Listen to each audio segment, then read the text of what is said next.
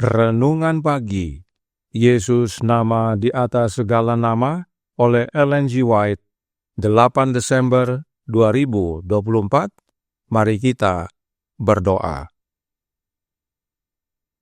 Bapa kami yang di sorga, Allah pencipta langit dan bumi, laut dan segala isinya, Allah yang maha besar, maha kuasa, sumber segalanya, yang kami sembah selalu melalui anak-Mu yang tunggal, Yesus Kristus. Terpujilah Yesus, anak Allah yang maha tinggi, yang adalah pencipta kami. Pada pagi hari ini kami bersyukur boleh bangun dan berbakti, dan sebagaimana membaca dan mendengarkan nasihat firman-Mu, kiranya ini menjadi pembaharuan bagi kami semua, agar sebagaimana Adam bersuka cita, sebab Engkaulah pencipta kami dan penebus kami. Beserta kami sepanjang perbaktian ini kehendak-Mu yang jadi, ampun kami akan dosa dan salah, karena kami berdoa hanya dalam nama Anak Allah yang tunggal, Yesus Kristus, yang adalah Tuhan dan Juru Selamat kami. Amin. Renungan hari ini akan dibacakan oleh Ibu Patricia Pangaila. Kepada Ibu Patris, kami persilahkan. Terima kasih. Bacaan renungan pagi kita pada hari ini, Minggu 8 Desember 2024 dengan judul Anak Allah. Ayat inti diambil dari 1 Petrus 5 ayat 10, dan Allah sumber segala kasih karunia yang telah memanggil kamu dalam Kristus kepada kemuliaan-Nya yang kekal, akan melengkapi, meneguhkan, menguatkan, dan mengokohkan kamu sesudah kamu menderita seketika lamanya. Setelah diusir dari Eden, kehidupan Adam di bumi dipenuhi dengan kesedihan. Setiap helai daun yang layu, setiap hewan yang dikorbankan, setiap noda pada wajah alam yang indah, setiap noda pada kemurnian manusia merupakan pengingat baru akan dosa mereka. Sangat mengerikan penderitaan penyesalan ketika ia melihat kejahatan merajalela, dan sebagai jawaban atas peringatannya menghadapi celaan yang ditimpakan kepadanya sebagai penyebab dosa. Dengan kerendahan hati yang sabar, ia menanggung hukuman pelanggaran selama hampir 1000 tahun. Dengan setia ia bertobat dari dosanya dan percaya pada jasa juru selamat yang dijanjikan, dan ia mati dengan harapan akan kebangkitan. Anak Allah menebus kegagalan dan kejatuhan manusia, dan sekarang melalui pekerjaan pendamaian, Adam dipulihkan dalam kekuasaannya yang pertama. Terbawa oleh sukacita, ia melihat pohon-pohon yang dulu menjadi kesukaannya, pohon-pohon yang buahnya pernah ia petik sendiri pada masa-masa sebelum jatuh dalam dosa dan kegembiraannya. Ia melihat pohon anggur yang telah diurus oleh tangannya sendiri, bunga-bunga yang dulu ia senangi untuk dirawat. Pikirannya menangkap kenyataan dari pemandangan itu. Ia memahami bahwa ini memang Eden yang dipulihkan, lebih indah sekarang daripada saat ia diusir dari sana. Juru selamat menuntun ke pohon kehidupan dan memetik buah yang mulia itu dan menyuruhnya makan. Ia melihat sekelilingnya dan melihat banyak anggota keluarganya yang telah ditebus, berdiri di Firdaus Allah. Kemudian ia melemparkan mahkotanya yang berkilauan di kaki Yesus, dan sambil tersungkur di dadanya memeluk Sang Penebus. Ia menyentuh kecapi emas dan kubah surga, menggemakan lagu kemenangan. Layak, layak, layaklah anak domba yang disembelih dan hidup kembali. Keluarga Adam mengambil alih dan melemparkan mahkota mereka di kaki juru selamat saat mereka bersujud di hadapannya dalam penyembahan. Reuni ini disaksikan oleh para malaikat yang menangis saat Adam jatuh dan bersukacita saat Yesus setelah kebangkitannya naik ke sorga setelah membuka kubur bagi semua orang yang percaya pada namanya. Sekarang mereka melihat pekerjaan penebusan telah selesai dan mereka menyatukan suara mereka dalam nyanyian pujian. Dikutip dari buku The Adventist Home halaman 540 dan 541. Demikianlah pembacaan renungan pagi kita pada hari ini. Terima kasih dan Tuhan Yesus memberkati. Terima kasih atas penata layanan Ibu Petris. Tuhan Yesus memberkati. Selamat pagi saudaraku dalam Tuhan. Siapakah yang menciptakan manusia? Mari kita lihat jawabnya dari tulisan Roh Nubuat. Dikatakan dalam Spiritual Gifts volume 3 halaman 33 paragraf 2. Setelah bumi diciptakan dan binatang-binatang di atasnya, Bapa dan Anak melaksanakan tujuan mereka yang dirancang sebelum kejatuhan setan untuk menjadikan manusia menurut gambar mereka sendiri. Adalah Allah Bapa dan Anaknya yang merancang penciptaan manusia menurut gambar Bapa dan Anaknya. Lalu, siapakah yang melaksanakan rancangan tersebut? The Spirit of Prophecy volume 1 halaman 24 paragraf 2 menyatakan, mereka bekerja bersama dalam penciptaan dunia dan segala makhluk hidup di dalamnya. Dan sekarang Allah berkata kepada Anaknya, baiklah kita menjadikan manusia menurut gambar dan rupa kita. Yang merancang penciptaan manusia adalah Bapa dan Anaknya, dan yang melaksanakan rancangan tersebut adalah Allah dan Anaknya. Karenanya jelas bahwa Allah yang dimaksudkan adalah Bapa. Hanya dua oknum yang merancang dan yang melaksanakan penciptaan manusia. Karenanya Roh Nubuat dengan jelas menyatakan siapa yang dimaksud dengan kita yang terdapat dalam Kejadian 1 ayat 26 dan 27. Kita yang dimaksudkan adalah Bapa dan Anaknya, bukan Trinitas. Benar, kata kita menyatakan lebih dari satu, namun bukan harus tiga. Sebab oleh karena doktrin Trinitas, banyak yang mengartikan kata kita menjadi tiga oknum. Padahal yang benar adalah hanya dua oknum. Apakah Roh Nubuat selaras dengan Alkitab? Apakah Alkitab juga menyatakan bahwa ada dua oknum yang menjadikan manusia? Sudah pasti. Alkitab berkata dalam Kolose 1 ayat 15 sampai 17 dikatakan, ia adalah gambar Allah yang tidak kelihatan, yang sulung, lebih utama dari segala yang diciptakan, karena di dalam dialah telah diciptakan segala sesuatu yang ada di sorga dan yang ada di bumi, yang kelihatan dan yang tidak kelihatan, baik singgasana maupun kerajaan, baik pemerintah maupun penguasa.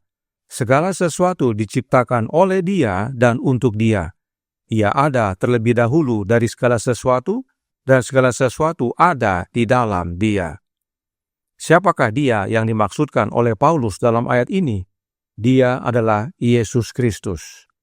Dan saat Paulus berkata, segala sesuatu diciptakan oleh Yesus, apakah itu termasuk manusia? Sudah tentu. Sekarang, mengapa Yesus yang menciptakan segala sesuatu? Kita baca Ibrani 1 ayat 1 sampai 3 yang berbunyi, setelah pada zaman dahulu Allah berulang kali dan dalam pelbagai cara berbicara kepada nenek moyang kita dengan perantaran nabi-nabi, maka pada zaman akhir ini Ia telah berbicara kepada kita dengan perantaran Anaknya yang telah Ia tetapkan sebagai yang berhak menerima segala yang ada. Oleh Dia, Allah telah menjadikan alam semesta. Ia adalah cahaya kemuliaan Allah dan gambar wujud Allah, dan menopang segala yang ada dengan firman-Nya yang penuh kekuasaan. Dan setelah Ia selesai mengadakan penyucian dosa, Ia duduk di sebelah kanan yang maha besar di tempat yang tinggi. Ia dalam ayat ini adalah Allah Bapa, dan Allah Bapa telah menetapkan bahwa Anaknya berhak menerima segala yang ada, termasuk menjadikan alam semesta. Inilah dasarnya, Yesuslah yang menjadikan segala sesuatu. Dan Dalam Amsal 30 ayat 4 dikatakan, "Siapakah yang naik ke sorga lalu turun? Siapakah yang telah mengumpulkan angin dalam genggamnya? Siapakah yang telah membungkus air dengan kain? Siapakah yang telah menetapkan segala ujung bumi? Siapa namanya dan siapa nama anaknya? Engkau tentu tahu." Hanya oknum ilahi yang dapat mengumpulkan angin dalam genggamnya, yang dapat membungkus air dengan kain, serta yang dapat menetapkan segala ujung bumi. Dan oknum ilahi tersebut dinyatakan melalui suatu hubungan, yaitu seseorang dan anaknya. Dan sesuai Alkitab, seseorang itu adalah Allah Bapa. Jadi, baik Perjanjian Lama dan Perjanjian Baru menyatakan bahwa hanya dua oknum yang menjadikan segala sesuatu termasuk manusia, yaitu Allah Bapa dan anaknya. Roh Nubuat juga menyatakan hal yang sama. Roh Nubuat selaras dengan Alkitab. Jadi, Sang Pencipta itu adalah Allah Bapa dan Dia melakukannya melalui dan di dalam anaknya. Dan karenanya, anak Allah disebut juga pencipta. Sebab segala sesuatu telah diserahkan kepadanya dan segala sesuatu diciptakan oleh anak Allah, termasuk manusia. Dan manusia tidak hanya anak Allah ciptakan, tetapi juga ajar. Christ Object Lessons halaman 18 paragraf 1 berkata, dalam pengajarannya tentang alam, Kristus berbicara tentang hal-hal yang telah dibuat oleh tangannya sendiri dan yang memiliki kualitas dan kekuatan yang telah Ia sendiri berikan. Saudaraku dalam Tuhan, mengapa kebenaran ini perlu dan penting kita ketahui? Bukan sekedar membuktikan bahwa hanya dua oknum ilahi yang menjadikan segala sesuatu, tetapi yang teristimewa adalah bahwa anak Allah yang menciptakan manusia, Adam, adalah anak Allah yang sama yang menebus Adam. Yesus yang ciptakan Adam dan Yesus sendiri yang tebus Adam. Itu sebabnya renungan hari ini berkata dalam Jesus Name Above All Names halaman 360 paragraf 3. Juru selamat menuntunnya, yaitu menuntun Adam, ke pohon kehidupan dan memetik buah yang mulia itu dan menyuruhnya makan. Ia melihat sekelilingnya dan melihat banyak anggota keluarganya yang telah ditebus, berdiri di Firdaus Allah. Kemudian ia melemparkan mahkotanya yang berkilauan di kaki Yesus dan sambil tersungkur di dadanya, memeluk Sang Penebus, ia menyentuh kecapi emas dan kubah sorga menggemakan lagu kemenangan. Layak, layak, layaklah anak domba yang disembelih dan hidup kembali. Adam tahu bahwa penciptanya adalah penebusnya.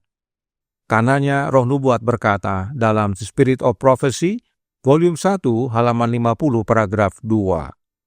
Namun, anak Allah yang telah menciptakan manusia bersama Bapa dapat membuat penebusan dosa bagi manusia yang berkenan kepada Allah dengan memberikan nyawanya sebagai korban dan menanggung murka Bapanya.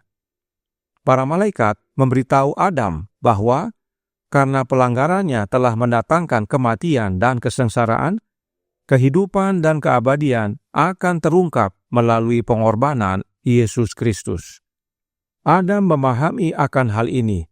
Karenanya Adam sungguh amat bersyukur dan bersukacita, sebab anak Allah yang menjadikan Adam rela memberikan nyawanya sebagai korban untuk menanggung murka Bapanya. Dan Adam tahu bahwa kehidupan dan kekekalan hanya dapat diterima dari anak Allah. Karenanya Adam jatuh tersungkur di kaki anak Allah. Oleh sebab itu, Roh Nubuat menyatakan dalam The Great Controversy halaman 651 paragraf 1. Dalam kehidupan ini, kita hanya dapat mulai memahami tema penebusan yang luar biasa. Dengan pemahaman kita yang terbatas, kita dapat mempertimbangkan dengan sungguh-sungguh rasa malu dan kemuliaan, kehidupan dan kematian, keadilan dan belas kasihan yang bertemu di kayu salib. Namun, dengan kekuatan mental kita yang paling besar, kita gagal memahami maknanya sepenuhnya. Panjang dan lebarnya, kedalaman dan ketinggian kasih penebusan hanya dipahami secara samar-samar. Saudaraku dalam Tuhan, pelajaran tema penebusan kita sudah mulai pelajari di dunia ini. Namun, dalamnya dan tingginya akan pemahaman tersebut masih samar-samar. Kita akan lebih memahaminya sebagaimana kita tiba di sorga nanti, dan bahkan masih menjadi pelajaran bagi kita sepanjang masa kekekalan. The Great Controversy halaman 651 paragraf 2 berkata, salib Kristus akan menjadi ilmu dan nyanyian orang-orang yang ditebus sepanjang kekekalan. Dalam Kristus yang dimuliakan, mereka akan melihat Kristus yang disalibkan. Hal yang serupa Adam rasakan. Itu sebabnya Adam jatuh tersungkur di kaki Anak Allah. Demikian juga kita nanti. Karenanya pastikan Roh Anak Allah tinggal dalam hati kita setiap hari, setiap saat. Dan waktu Yesus datang kedua kali nanti, mereka yang setia sampai akhir akan menerima kerajaan kemuliaan. Dan kita pun bersama Adam dapat jatuh tersungkur di kaki Yesus, bersyukur oleh karena penebusannya. Dialah pencipta dan penebus kita. Tuhan memberkati, saya bawa dalam nama Yesus. Amin. Mari kita berdoa.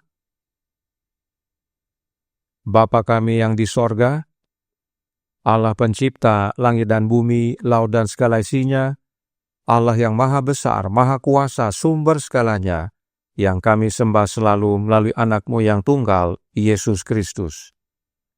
Terima kasih atas nasihat yang indah pada pagi hari ini. Sebagaimana Adam yang memahami bahwa Yesuslah pencipta dan penebusnya, dia jatuh tersungkur bersyukur atas pengorbanan Kristus bagi dirinya.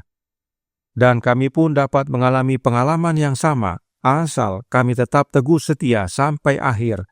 Dan untuk itu kami penting sekali untuk menerima Roh Anak-Mu dalam hati kami.